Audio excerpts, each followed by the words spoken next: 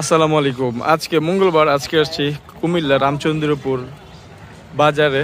আজকে আসছি একটা অন্য কাজে। আজকে একটু হানিফ ভাইয়ের জন্য কিছু কেনাকাটা করতে আসছি। তো এই যে দেখছেন, এটা হচ্ছে তিতাস নদী, আর এখানে নৌকা ট্রলার দেখতে বেশ ভালো লাগছে। আর এই যে এখানে একটা লঞ্চ, সাথী নারায়ণগঞ্জ থেকে এখানে আসা যাওয়া করে।